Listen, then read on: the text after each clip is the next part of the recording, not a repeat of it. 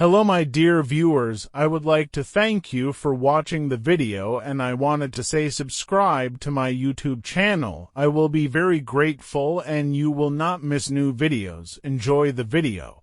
You never expect to find something sinister in your grandmother's attic.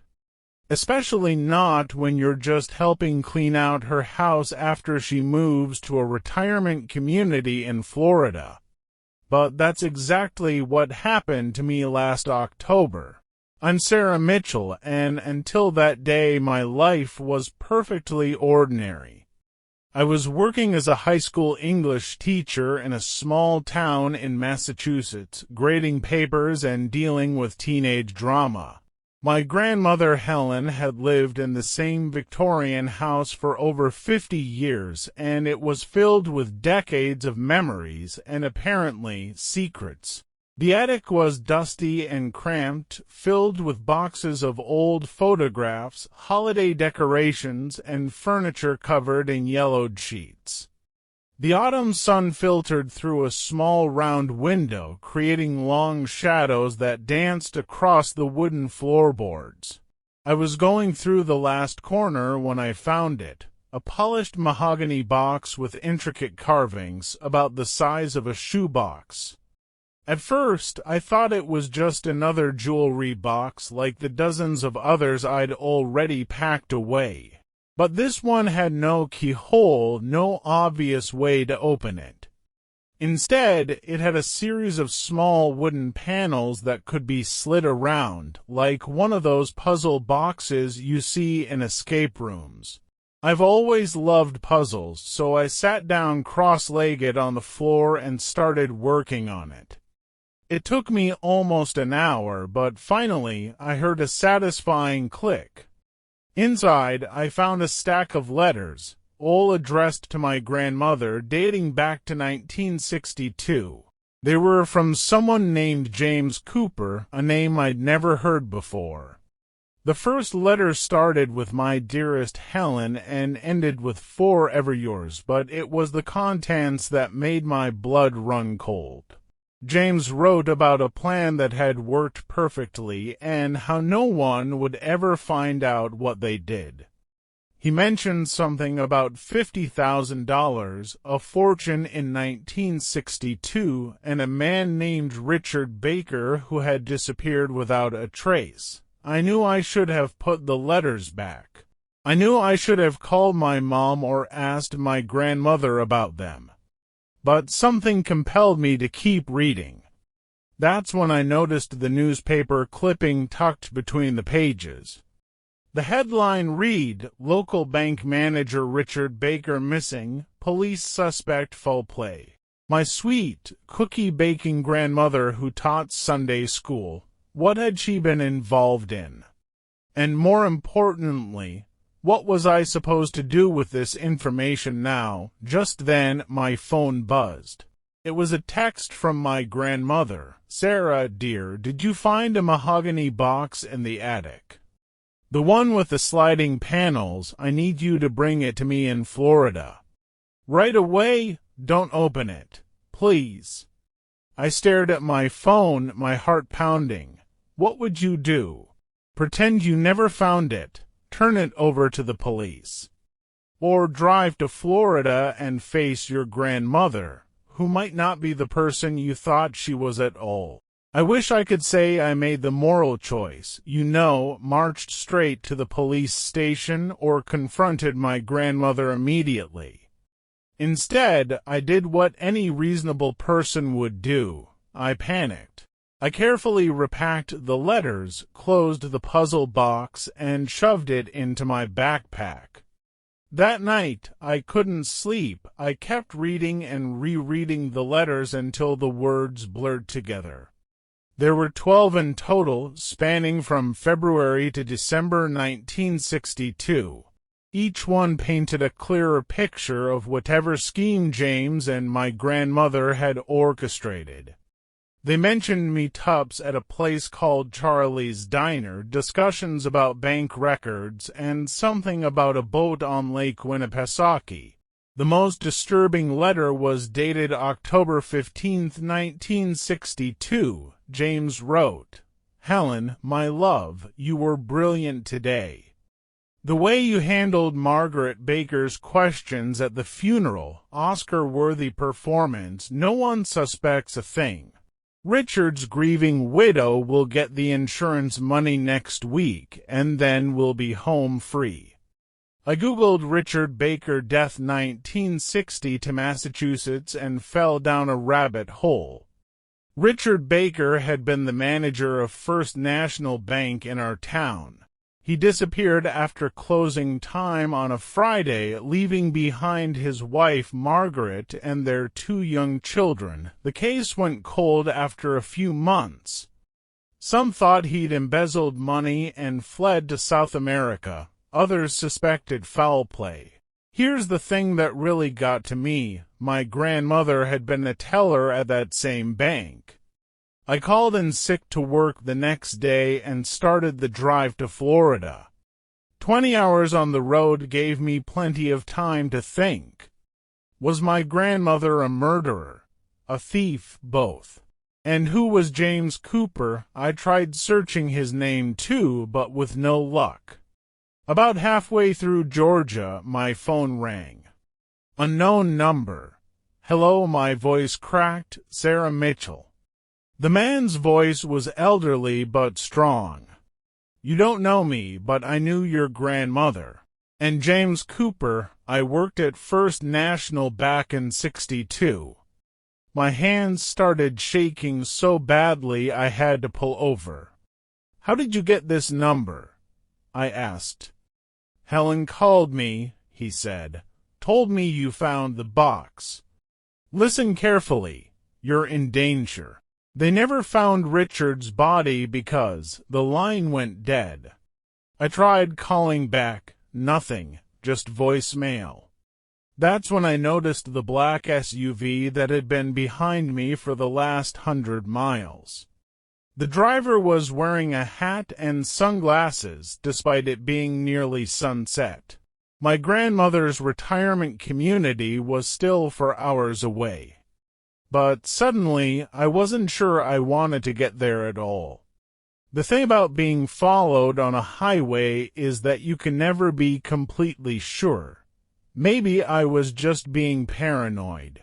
Maybe that black SUV really did happen to be going the same direction for 200 miles. Maybe, but when I pulled into a gas station just outside of Jacksonville and the SUV pulled in too, I knew it wasn't paranoia. I pretended to browse the snack aisle while watching the driver through the security mirror.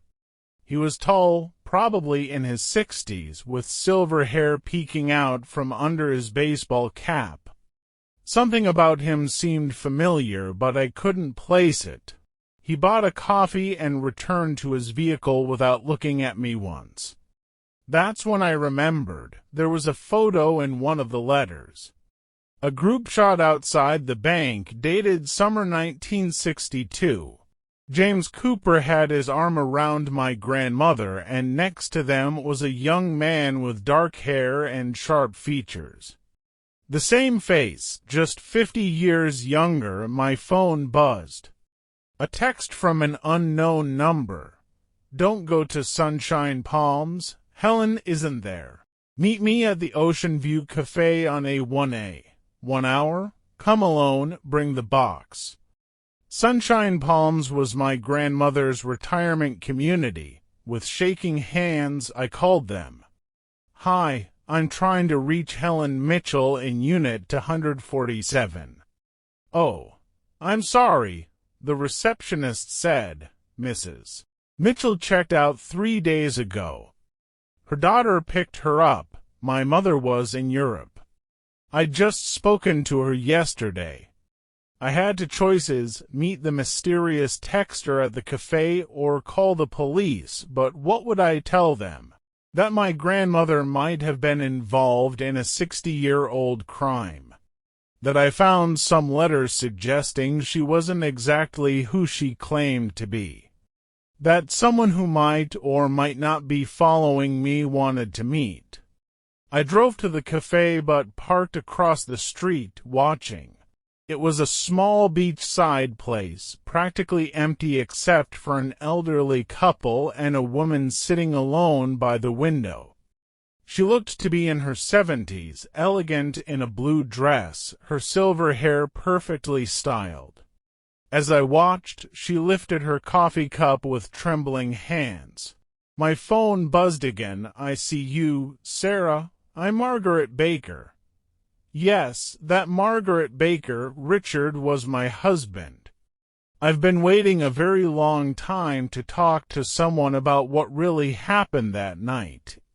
Your grandmother isn't the only one with secrets. The woman in blue raised her hand and waved directly at me. I reached for the mahogany box in my backpack.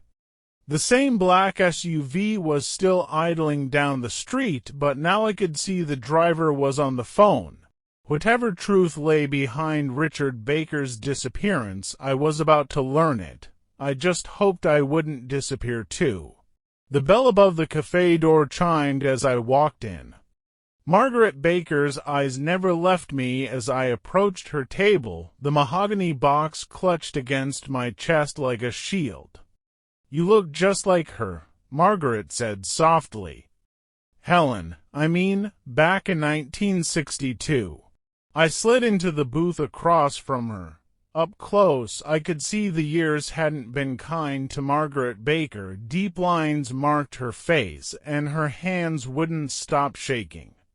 "I know what you think happened," she said, stirring her coffee. "That Helen and James murdered Richard for the money. That's what everyone thought, but the truth... Oh, the truth is much stranger." She reached into her purse and pulled out a leather wallet. Inside was a police badge. "Richard Baker wasn't just a bank manager," she said. "He was an undercover FBI agent investigating a counterfeiting ring. James Cooper was his partner." My head spun. What about my grandmother? Helen was their inside source. She discovered the counterfeiting operation was being run by the bank president himself, Charles Montgomery. But something went wrong. The night Richard disappeared, he called me in a panic. Said he had proof Montgomery was planning to kill him. He was supposed to meet Helen at Charlie's diner to get final evidence, but he never made it. I pulled out the letters. Then why did James write these? About the plan working perfectly. Margaret's eyes widened. Those aren't from James. Look at the handwriting closely. Compare it to the signature. Someone was pretending to be him. She was right. The handwriting in the body of the letters was slightly different from the signatures. "Charles Montgomery wrote those letters," Margaret said. "He planted them in that box for someone to find eventually. He wanted to frame Helen and James if the truth ever came out, but here's what he didn't know." The cafe door chimed again. The man from the SUV walked in. Margaret smiled, right on time. The man removed his hat and sunglasses. He had to be in his 80s, but I recognized him from the old photo, James Cooper. "Sorry about the cloak and dagger routine," he said, sitting down next to Margaret. "But we had to make sure you weren't being followed. Charles Montgomery's son David is now the bank president. He's been watching Helen for years, afraid she'd eventually tell someone what she knew." "Where is she?" I demanded. The retirement home said. "She's safe," James assured me. "We moved her when we realized David Montgomery was closing in. But she wanted you to find that box. She knew you'd figure it out." Margaret reached across the table and took my hand. "Richard's body was found last month. A construction crew dug it up behind the old bank building. And we finally have proof of who killed him. But we need your help, Sarah. Those letters you found. They're not just letters. Your grandmother hid something inside them." Something that will prove what really happened that night. I opened the box and pulled out the letters again. In the fading sunlight coming through the cafe window, I noticed something odd about the paper. Holding the letters up to the light, I could see tiny pinpricks through certain letters. My grandmother had used a pin to create a code, dots under specific characters that, when connected, formed words. A message hidden in plain sight all these years. She was a puzzle lover too, James said, smiling. Helen knew these letters might be found someday, so she left proof that couldn't be destroyed. Working together, we decoded the message. CM darkroom behind Vault 10 PMOCT 12RB shot twice J's saw all. Charles Montgomery, Margaret whispered. The bank's darkroom, where they processed security camera film. That's where Richard was killed. James nodded grimly. JS was Janet Smith, the cleaning lady. She witnessed everything but was too scared to come forward. She left town the next day. Charles Montgomery made sure she disappeared too. But why? I asked. What was worth killing for? Margaret pulled out an old photograph. It showed Charles Montgomery standing proudly in front of the bank. Look at the date, she said. October 11th, 1962, the day before Richard was murdered. In the photo, Montgomery was wearing an expensive watch and ring. Now look at this one. She produced another photo, dated October 13th. Same pose, same smile, but different jewelry. Richard discovered Montgomery wasn't just counterfeiting money, James explained. He was replacing real diamonds and jewelry from safety deposit boxes with fakes. Millions worth. He'd been doing it for years. The counterfeiting operation was just a cover for an even bigger scheme. When Richard confronted him that night, Margaret continued, Montgomery killed him. But Janet Smith saw everything through the darkroom door's window. Your grandmother knew too. She'd seen Montgomery coming out of the vault at odd hours, noticed the discrepancies in the ledgers. But without proof, I looked at the box again. The intricate sliding panels suddenly made sense. There's more to this box, isn't there? James reached over and pressed a hidden catch I hadn't noticed. The bottom panel slid away, revealing a false bottom. Inside lay a small notebook, its pages yellow with age. Janet Smith's diary, Margaret said. She gave it to Helen before she fled. Your grandmother kept it safe all these years, waiting for the right time. And now, David Montgomery was arrested this morning, James announced. The FBI found the original jewelry in a storage unit rented under his father's name. He'd been selling off pieces slowly for years. Your grandmother's evidence was the final piece they needed. My phone buzzed, a text from an unknown number. Turn on the news, sweetheart. Love, Grandma? Breaking news, 60-year-old bank heist solved, father-son criminal enterprise exposed. Is she really safe? I asked. James smiled. Why don't you ask her yourself? The cafe door opened one last time. My grandmother walked in, looking exactly like she always did, floral dress, pearl necklace, gentle smile. But now I saw something else in her eyes, strength, determination. The look of a woman who had carried a secret for 60 years to make sure justice would finally be served. I'm sorry I couldn't tell you sooner, Sarah, she said, hugging me tight.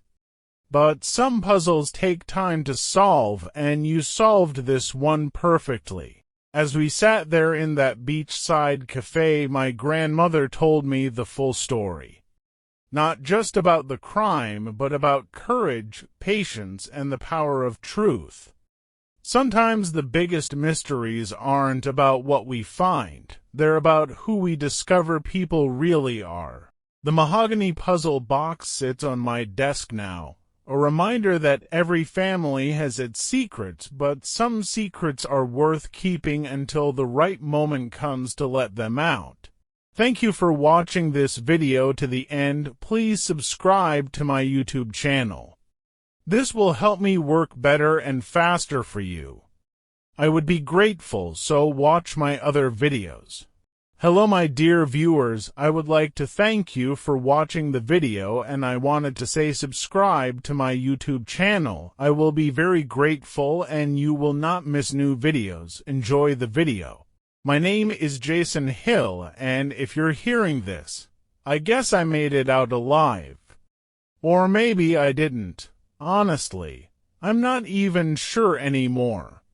This all started 2 weeks ago, but it feels like it's been years. Sometimes the past and present blur together in ways that make you question what's real.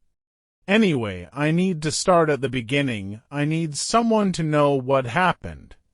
It was just another Monday night, or so I thought. I'm a delivery driver, working nights to pay off some student loans. Most of my routes are boring, quiet suburban neighborhoods or downtown offices where no one even bothers to say thanks. But that night was different. I got a call from dispatch just before my shift ended. "Hey, Jason," they said. "One last delivery for the night. It's a priority package. No signature required, just drop it off." I groaned. Of course, they'd give me the weird ones. But overtime meant extra cash, so I took the address. It wasn't far, just a few miles out of town. The place was called Silverwood Heights. Now, I've lived in this area my whole life, but I'd never heard of Silverwood Heights. It wasn't on my GPS either. I had to use an old map I found in the glove compartment. That should have been my first clue to turn around, but I was too tired to care. The road out there was narrow and dark, surrounded by nothing but trees. No street lights, no houses, just this eerie emptiness. When I finally found the place, I almost missed it. The sign was old and half hidden by vines. Silverwood Heights wasn't a neighborhood, it was an old, run-down apartment complex. The kind of place you don't want to be after dark. The windows were boarded up, and the air smelled like mildew and rust, but there was one light on. Just one, flickering above Unit 12. I grabbed the package from the back seat. It was small, about the size of a shoebox, and heavier than I expected.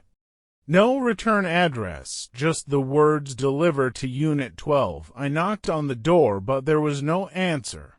Just that light, flickering like it was about to give up. I thought about leaving the box on the porch and driving off, but something told me to wait.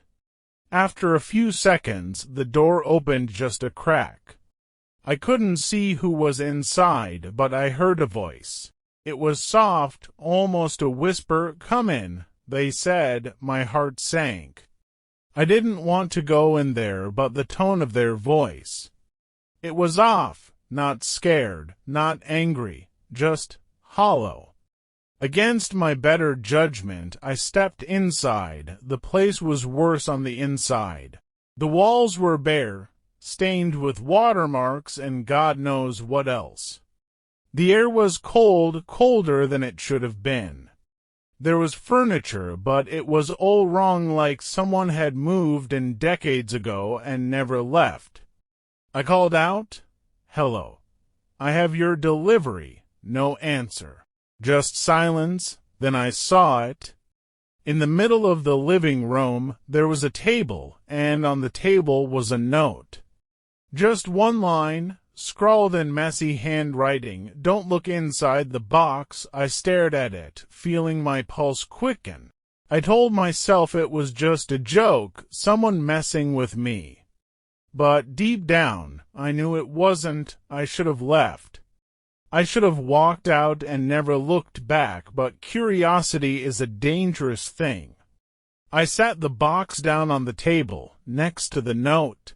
My hands were shaking as I reached for the lid. I wasn't going to open it just to check if it was taped shut. But before I could touch it, I heard something behind me.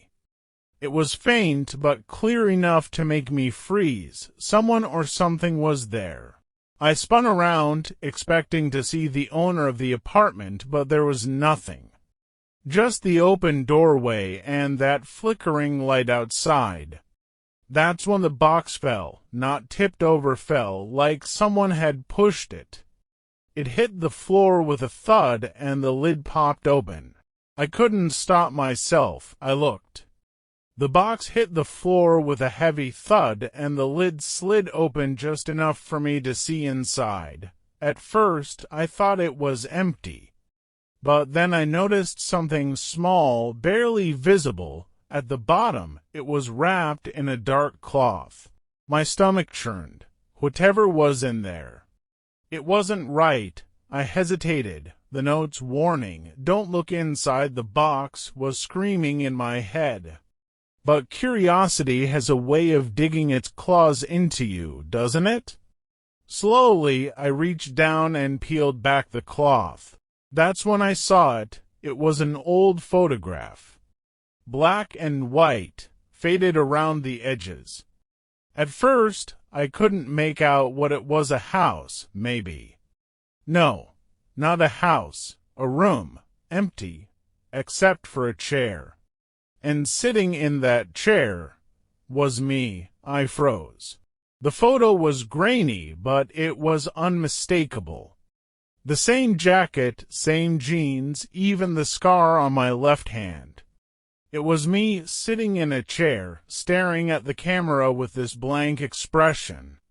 But here's the thing, I'd never been in that room before. Never seen it in my life. I wanted to believe it was some kind of trick, a doppelganger, maybe. But as I stared at the photo, a memory surfaced. A dream, or something that felt like a dream. I remembered sitting in that chair, staring at the camera. I remembered someone or something standing behind the lens. I slammed the lid back on the box and stood up. My legs were shaking. I didn't know what to do. My instinct was to leave, to run out of that apartment and never come back, but as I turned toward the door, I saw it. Another note. This one was taped to the inside of the door. It hadn't been there before, I was sure of it. The handwriting was the same as the first note, messy and rushed. It said, "You've been chosen. Do not leave." I felt trapped. My mind was racing, trying to piece it all together. Chosen for what? Who left the notes, and why me? I grabbed the box and headed for the door anyway. Screw the warnings, I wasn't sticking around to find out what they meant. As soon as I stepped into the hallway, something changed.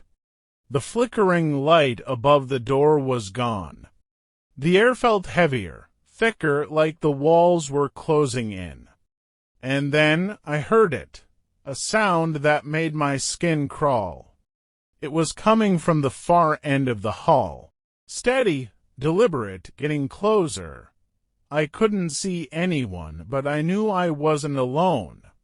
My heart was pounding so loud I could barely hear myself think. I backed up toward the stairs, clutching the box like it was a lifeline. That's when I saw them. Two figures, standing in the shadows. Their outlines were just barely visible, but their eyes, those I could see clearly, pale, glowing, and locked right on me. They didn't move, didn't speak, just stood there, watching. I didn't wait to find out what they wanted. I bolted down the stairs, nearly tripping over myself. I didn't stop until I was outside, gasping for air. But the second I hit the parking lot, I realized something was wrong. My car was gone, the lot was empty. I spun around, trying to make sense of it. That's when I saw the building, or rather, where the building had been. Silverwood Heights was gone. In its place was nothing but an empty field, overgrown with weeds and littered with broken concrete. It was like it had never been there. The box was still in my hands. I thought about throwing it into the field, leaving it behind. But before I could, I heard something, a voice. Quiet at first, then louder. It wasn't coming from inside the box. It was coming from me. I dropped the box and ran. I didn't stop running until I made it back to my apartment. But even now, I can still hear that voice, and I can feel them watching me. For 2 days, I stayed locked in my apartment. I didn't go to work, didn't answer my phone. I barely slept. Every time I closed my eyes, I saw them, those glowing eyes in the hallway, staring at me like they were waiting for something. And that voice, "Do not leave," it kept playing over and over in my head like a song I couldn't shut off. I thought I was losing my mind. I threw out the clothes I'd worn that night. Burned the map I used to find Silverwood Heights. Anything to erase the memory, but the box, I couldn't get rid of it. I left it outside my apartment door, hoping someone would take it. But every time I checked, it was still there, like it was waiting for me to bring it back inside. The morning of the 3rd day, there was a knock at my door. Not the mailman, not my landlord. It was soft, deliberate. Like whoever was on the other side knew I was there but wasn't in any rush. I froze, my heart pounding. Then the knocking stopped, and I heard it, the faint rustle of paper sliding under the door. I waited a few minutes before I opened the door. No one was there, but there was a note. Same handwriting as before. Messy and uneven. It said, "You still have time. Bring the box back." Underneath was an address I didn't recognize. Someplace called Ravenwood Grove, 3 towns over. I wanted to ignore it, to throw the note in the trash and pretend it didn't exist. But something about that name, Ravenwood Grove, it got under my skin. I didn't know how, but it felt familiar. Like I'd heard it before, though I couldn't remember where. By the time the sun set, I was already on the road. I told myself it was just to get answers, to end whatever this was once and for all, but deep down I knew the truth. I wasn't in control anymore. Whatever was happening, it was pulling me along like a puppet on a string. The drive to Ravenwood Grove took 2 hours. Most of it was on empty highways, surrounded by trees and farmland. The kind of drive that makes you feel like the world's just a little too big. When I finally found the place, it was almost midnight. Ravenwood Grove wasn't a town or even a neighborhood. It was a single house sitting at the end of a dirt road. The house was old but not abandoned. The windows glowed faintly, like there were lights on inside. A cold breeze cut through the air, carrying the faint smell of damp wood and decaying leaves. I grabbed the box from the passenger seat and stepped out of the car. When I saw the box with my name written on it, I felt the world tilt. My own handwriting, how was that even possible? My first instinct was to run, but where would I go? It was like every road led me right back to this moment. I had no choice but to open it.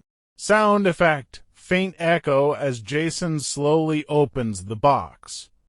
Jason narration. Inside, I found a photograph and a key. The photograph was black and white, just like before, but this time it was clearer. It showed me standing outside my childhood home at 19 Ashwood Lane. In the background, someone or something was watching from the window. My hands started to shake as I picked up the key. It was old, rusted, and ice-cold. But the moment I touched it, everything fell into place. Sound effect, faint whispers growing louder, morphing into a rush of air. Jason narration. Memories flooded back, ones I didn't even know I had. I remembered sitting in a chair, staring at a camera. The darkness surrounding me, the whispers telling me what to do. And then, a voice, my own voice, but colder, commanding me to deliver the box. That's when I realized this wasn't the first time I'd been here. Sound effect, Jason's breath quickens, faint heartbeat thumping. Jason narration. The memories weren't from dreams. They were real. I had delivered a box before. Years ago, to someone else. I didn't know why or how, but I knew one thing for certain: whatever this was, it was a cycle. One that I was now trapped in. Sound effect, low hum, faint wind blowing through the room. Jason narration. I had to finish it. I had to take the box to the address written on the tag, 19 Ashwood Lane, my childhood home. The place where it all began. Sound effect, Jason's footsteps echoing, music building in intensity. Crime Story script, Episode 1, Part 5 revised. Intro music begins, quiet and foreboding. Jason narration. I pulled up to 19 Ashwood Lane just after sunset. The house looked the same as I remembered, small, with peeling paint and broken shutters. But something about it felt off, like it was alive and waiting for me. The key in my hand felt heavier with each step I took toward the door. Sound effect, gravel crunching underfoot, faint wind rustling leaves. Jason narration. When I unlocked the door and stepped inside, the memories hit me like a tidal wave. This was where it started. Years ago, I'd found the same box on this very doorstep. I'd opened it, found the key, and followed its instructions to deliver it to someone else. It had been passed to me, just like I was passing it on now. The house was part of it, too. A piece of the puzzle. Sound effect, door creaking shut. Jason's breathing grows unsteady. Jason narration. The air inside was thick, suffocating. The walls seemed to hum, almost like they were alive, and then I heard it, the voice. My voice, coming from the darkness at the end of the hallway. Jason's voice, cold and distorted. You've come full circle. Sound effect, faint whispers, growing louder. Jason narration. I followed the sound, even though every part of me screamed to turn back. The hallway led to a single room, the same room I'd seen in the photographs. The chair was there, sitting under a single light bulb that flickered weakly. On the chair was another box, identical to the one I'd been carrying. And standing behind it was me. Sound effect, sudden rush of air, music crescendos. Jason narration. The figure looked just like me, but its eyes glowed faintly in the dim light. It smiled, cold and unfeeling. You understand now, don't you? It said, this is your purpose. To carry the box, to pass it on, just like I did. Jason narration. My knees went weak as the truth slammed into me. This wasn't just a coincidence or a random nightmare. It was a cycle, one that had been going on for years, maybe decades. Each person who received the box became the next in line, delivering it to the next target. And now, it was my turn to pass it on. Sound effect, faint ticking of a clock, echoing footsteps. Jason narration. The figure handed me the new box, and as soon as I touched it, the room disappeared. I was standing outside again, under the glow of the street lights, holding the box. But this time, there was a new name written on it, a new address, a new target. Sound effect: Jason's heartbeat, slow and deliberate. Jason narration: I don't remember how I got back to my car. I don't even remember driving home, but now, as I sit here writing this, I know what I have to do. I have to deliver the box to you. Dramatic sound sting, fading to silence, text on screen, the cycle continues. What would you do if the box was delivered to you? Let us know in the comments. Stay tuned for more chilling stories. Outro music fades in, haunting and unresolved. Thank you for watching this video to the end. Please subscribe to my YouTube channel. This will help me work better and faster for you. I would be grateful, so watch my other videos. Hello my dear viewers, I would like to thank you for watching the video, and I wanted to say subscribe to my YouTube channel. I will be very grateful and you will not miss new videos. Enjoy the video. My name's Jack Sullivan, and I never thought my life would take the turn it did when my wife, Emma, and I moved to Sycamore Lane. It was a quaint street in a sleepy New England town, a place where every house looked like it belonged on a postcard. It was exactly what we wanted: peaceful, quiet, and the perfect spot to start fresh after the chaos of city life. We'd found a house at a bargain, which, looking back, should have been a red flag. It was a 2-story colonial with peeling white paint, a wraparound porch, and an old oak tree in the front yard that seemed to groan every time the wind touched it. The kind of house that came with character or baggage, depending on how you looked at it. The first few days were uneventful, aside from the usual unpacking chaos. Emma was ecstatic, already talking about repainting the kitchen and planting flowers in the front garden. I was happy to see her excited. It had been a tough year for us, and we both needed this fresh start. But something about the house unsettled me from the moment we stepped inside. It wasn't anything obvious: no creaky floors or flickering lights, no eerie cold spots or phantom footsteps. Just a feeling like the walls were watching me, like the house itself was holding its breath. I didn't say anything to Emma at first. It sounded ridiculous, even to me. We bought the house fair and square, and there was no reason for me to feel this way. Then, on the third night, things started getting strange.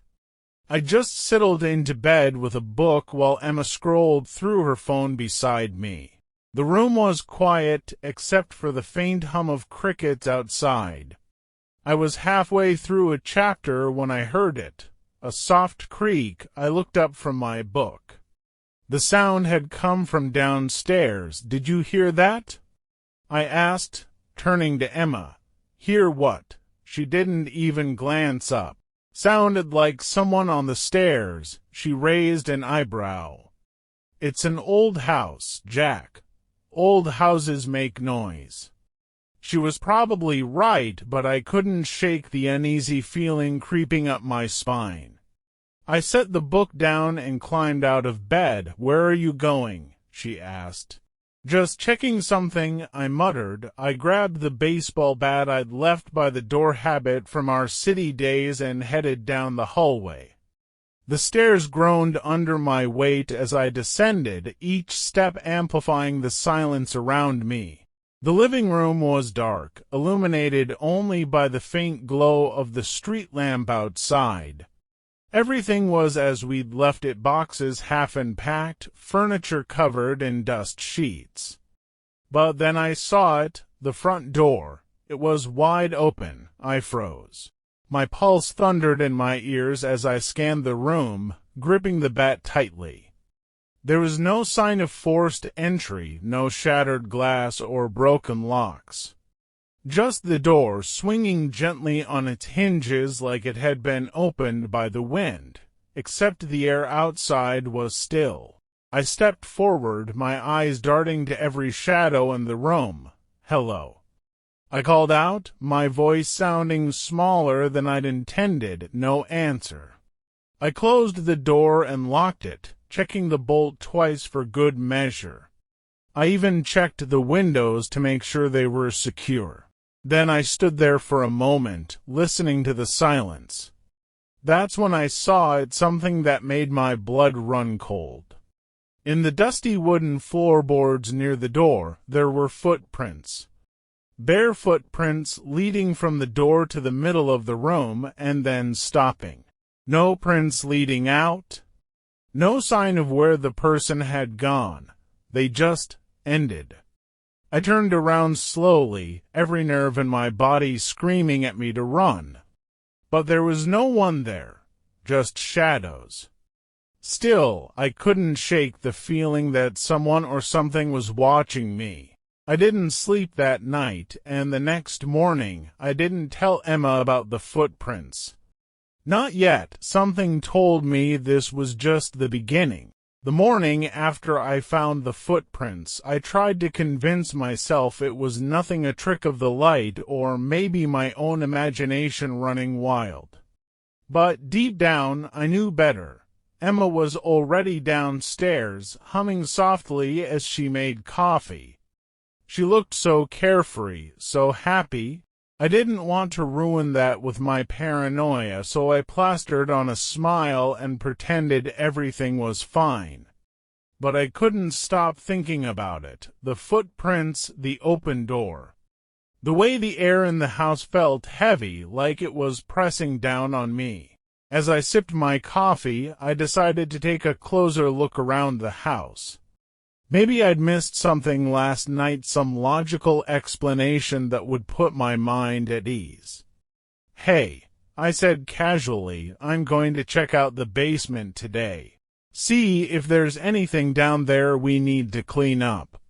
Emma wrinkled her nose. "The basement? Good luck. I peeked down there yesterday. It's a disaster. Probably full of spiders." I laughed, trying to keep things light. "Spiders I can handle." The truth was, I wasn't worried about spiders. I was worried about what or who might have been in the house last night. The basement door was at the back of the house, near the kitchen. It creaked loudly as I opened it, revealing a set of rickety wooden stairs that led into darkness. I flicked the light switch on the wall, and a single bulb buzzed to life, casting dim yellow light over the space below. The basement was exactly what you'd expect in an old house like this: low ceilings, exposed beams, and concrete floors stained with decades of neglect. The air was damp and smelled faintly of mildew. I started looking around, checking for anything unusual. At first, it was just the typical junk: old boxes, rusted tools, a broken chair. But then I noticed something strange in the far corner of the room. A door. It was small, almost child-sized, and made of warped wood. The paint was peeling, and the edges were framed by cobwebs. It didn't look like it had been opened in years. Curiosity got the better of me, and I crouched down to inspect it. There was no handle, just a keyhole, but I didn't have a key. I pressed my ear against the door, half expecting to hear something on the other side. And that's when I heard it, a faint whisper. I stumbled back, my heart pounding. It was so soft I could have convinced myself I'd imagined it, except I knew I hadn't. I was about to call out to Emma when something caught my eye. Scrawled on the wall beside the door in faded red letters was a single word: "Leave." My stomach twisted into a knot. The letters looked old, decades old, but why would someone write that? And why here? Before I could think too much about it, I heard Emma's voice calling from upstairs. "Jack, you okay down there?" I forced myself to sound calm. "Yeah, just a lot of junk. I'll be up in a minute." I stood there for a moment, staring at the door. The whisper, the writing, the feeling of being watched, it was too much to ignore. I needed answers. That night, after Emma went to bed, I stayed up researching the house. I didn't want to alarm her until I knew what we were dealing with. It didn't take long to find something. The house had a history, a long, dark history.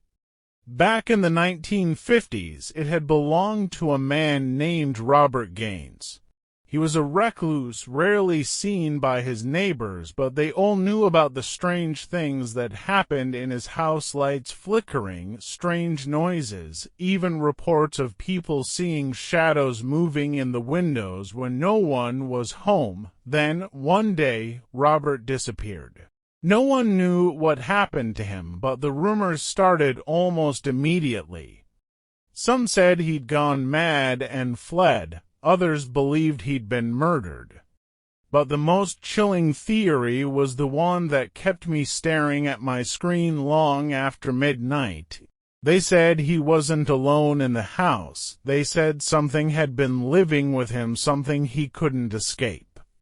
I closed the laptop, my hands trembling. The next morning, I told Emma we needed to leave. She laughed it off at first, thinking I was joking. But when she saw the look in my eyes, her smile faded. "Jack, what's going on? Why are you acting so weird?" I didn't know how to explain it without sounding insane, so I told her about the open door, the footprints, the warning in the basement. Her expression shifted from confusion to concern, but not in the way I'd expected. "Jack," she said quietly, "you locked the door last night." "I saw you do it." "I know," I said. "But when I came downstairs, it was open." She shook her head. "No, it wasn't. I came down before you did." The door was closed. My blood ran cold. If the door hadn't been open, then where had the footprints come from? Emma's words haunted me for the rest of the day. If she'd seen the door closed, then I had no explanation for what I'd seen the night before: the footprints, the door swinging open, the faint whisper. And the worst part, I could tell Emma didn't fully believe me. She didn't say it outright, but I could see it in her face. She thought I was overreacting. But I knew what I'd seen. That night, I couldn't sleep. I kept staring at the bedroom door, listening for any sound, any sign that something was wrong. Emma was sound asleep beside me, her soft breathing the only thing keeping me grounded. Around 2 a.m. I heard it again. The whisper. It wasn't coming from the hallway this time. It was closer. I sat up in bed, my heart racing, and strained to listen. The sound was faint but unmistakable, a soft, rhythmic murmur, like someone speaking just out of earshot. I nudged Emma awake. "Do you hear that?" I whispered. She groaned, half asleep. "Hear what?" "Listen." She sat up reluctantly, rubbing her eyes. For a moment, the room was silent, and I thought maybe the noise had stopped. But then it came again, just loud enough for both of us to hear. Emma froze. "Jack, is that?" "I don't know," I said, cutting her off. The sound was coming from downstairs. I grabbed the baseball bat and motioned for Emma to stay put. "Lock the door behind me," I whispered. "Jack, don't just do it." She hesitated, but when I stepped into the hallway, I heard the soft click of the lock behind me. The house was pitch dark, the kind of darkness that made every shadow feel alive. I moved slowly, gripping the bat so hard my knuckles ached. The whispering grew louder as I descended the stairs, each step creaking beneath my weight. It was coming from the living room. I rounded the corner, and there it was again, that same eerie whisper, faint but insistent. It didn't sound like one voice, though. It sounded like several, overlapping and tangled, like a crowd murmuring all at once. I scanned the room, but it was empty. The windows were closed, the front door locked. Nothing was out of place, except the basement door. It was open. The whispering grew louder as I approached it, and I could feel the air around me grow colder with every step. I flicked on the light, illuminating the rickety wooden stairs. The sound was coming from below, echoing up from the darkness. Every instinct screamed at me to turn around, to wake Emma and leave the house for good. But something stronger, a mix of curiosity and stubbornness, kept me moving forward. I descended the stairs, the bat held tightly in my hands. The basement looked the same as it had that morning, dim, damp, cluttered with junk. But the sound was louder now, almost deafening. It was coming from the small door in the corner. I approached it slowly, my pulse pounding in my ears. The door was still as I'd left it, worn, cobwebbed, with that single word scrawled beside it. Leave. I crouched down, my breath fogging in the cold air, and placed my hand on the door. The whispering stopped. The silence was worse. My entire body tensed as I leaned in, trying to hear anything, movement, breathing, anything. And then, from the other side of the door, I heard a voice. Clear as day. Jack. I stumbled back, the bat clattering to the floor. My name. It had said my name. I bolted up the stairs and slammed the basement door shut, locking it for good measure. My hands were trembling as I stood there, trying to catch my breath. Emma was at the top of the stairs, her face pale. Jack, what happened? There's something down there, I said, my voice shaking. Something not human. She stared at me. Why died? But before she could respond, we both heard it. The doorbell. We froze, staring at each other. It was nearly 3 a.m. Who would be at our door in the middle of the night? I grabbed the bat again and moved cautiously toward the front door. Emma closed behind me. I peered through the peephole, but there was no one there. Then, as I turned away, the knocking started. Loud, deliberate, and coming from the basement door. The knocking from the basement door echoed through the house, each thud making my heart slam harder in my chest. Emma clung to my arm, her nails digging into my skin. Jack, she whispered, her voice trembling. What's going on? I didn't answer. I couldn't. My mind was racing, torn between fear and disbelief.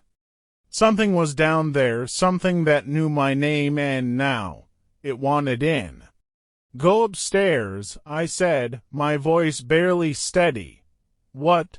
No, I'm not leaving you.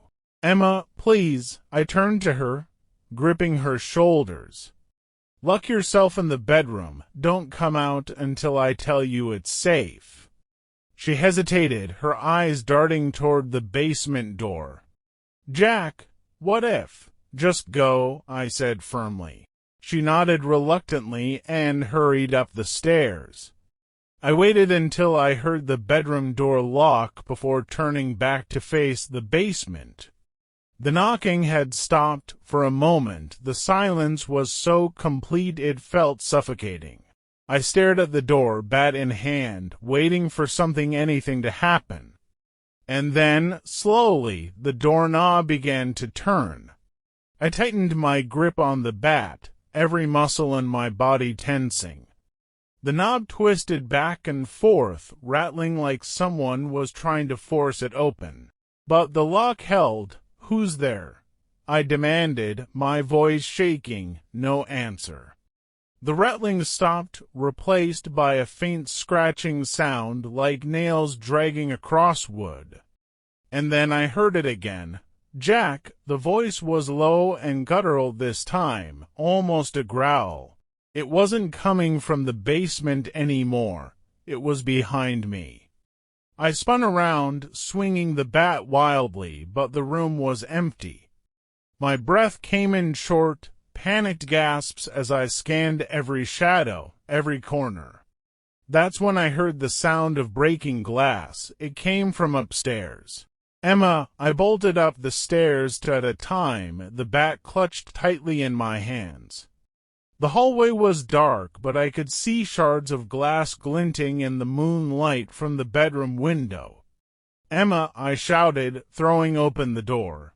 She was standing by the bed, pale and trembling, pointing at the broken window.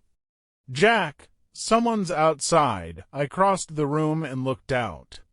The backyard was still bathed in silvery light, but then I saw a figure standing at the edge of the woods. They were tall and thin, their face hidden in shadow. For a moment they just stood there, motionless, staring up at the window. And then they turned and disappeared into the trees. I felt Emma's hand on my arm, pulling me back. "We need to call the police," she said. She was right. I grabbed my phone and dialed, my hands shaking so badly I almost dropped it. The dispatcher's voice was calm, almost too calm, as I explained what had happened: the knocking, the voice, the figure in the yard. She assured me an officer would be there within minutes and told me to stay put. But as I hung up, I realized something. The house was too quiet. "Emma," I said slowly, "did you lock the basement door?" She looked at me, confused. "I thought you did." My blood ran cold. The silence was shattered by the sound of footsteps, heavy, deliberate footsteps coming up the basement stairs. We backed away as the footsteps reached the door. The handle rattled once, twice, and then the door burst open, but there was no one there. Just the dark, yawning mouth of the basement and the sound of breathing, deep, ragged breathing coming from the shadows. The sound of breathing filled the air, low and guttural, coming from the blackness of the basement. Emma clung to my arm, her nails digging into my skin as we stared at the open doorway. "Jack," she whispered, her voice barely audible. "What is that?" "I don't know," I said, my voice trembling. "Stay behind me?"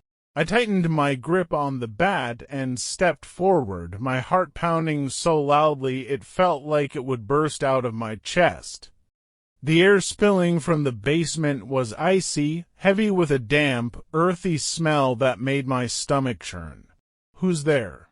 I shouted, my voice echoing down the stairs. The breathing stopped. For a moment, there was only silence. Then, slowly, a shape began to emerge from the shadows. At first, it was just a vague outline, barely distinguishable from the darkness. But as it stepped into the dim light of the hallway, I saw it clearly, and I wished I hadn't. It was a man, or at least it had been once. His skin was pale and waxy, stretched tightly over sharp cheekbones and hollow eyes. He wore tattered clothes, stained with something dark and unidentifiable. But the most horrifying part was his mouth. It was twisted into an unnatural grin, his teeth yellow and jagged, and his eyes, they were black. Completely black, like twin voids that seemed to pull you in and swallow you whole. Emma let out a strangled gasp, and the thing tilted its head toward her, that grotesque grin widening. "Jack," it said, its voice a guttural rasp that made my skin crawl. It took a step toward us, its movements jerky and unnatural, like a puppet being controlled by invisible strings. I swung the bat with everything I had, but it passed right through the thing as if it wasn't even there. It didn't flinch, didn't react, just kept moving closer. "Emma, run!" I shouted, grabbing her hand and pulling her toward the front door. We sprinted outside, the cold night air stinging my lungs. I didn't stop until we were standing in the middle of the street, gasping for breath. The house loomed behind us, dark and silent. For a moment, I thought maybe we'd escaped, then I saw it. The figure was standing in the front window, watching us, and it wasn't alone. Behind it, more shapes began to appear, their hollow eyes and twisted grins glowing faintly in the darkness. I grabbed Emma's hand. "We have to go, now." We didn't stop running until we reached the main road, where the flashing lights of a police car finally came into view. The officer who arrived, a gruff, no-nonsense type named Officer Harlow, listened to our story with a skeptical frown.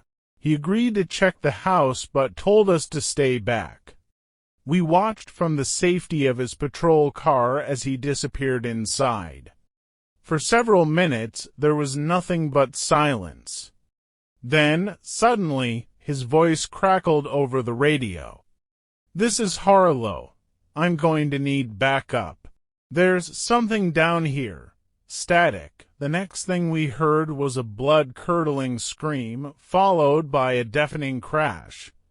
The radio went dead. Emma and I stared at each other, paralyzed with fear. Minutes later, more police cars arrived, their sirens piercing the night. Officers stormed the house, but when they came out, they looked pale and shaken. They wouldn't tell us what they'd found. The next morning, the house was boarded up, and we were told not to return. The official story was that Officer Harlow had fallen and injured himself in the basement. No mention of the voices, no mention of the figure in the window. But Emma and I knew the truth. We moved out of town the next day, leaving everything behind. Sometimes, late at night, I still hear the whispers.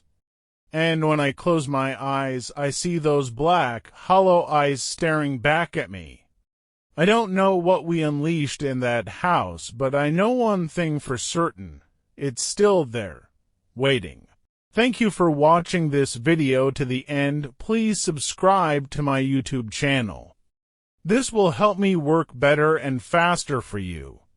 I would be grateful, so watch my other videos.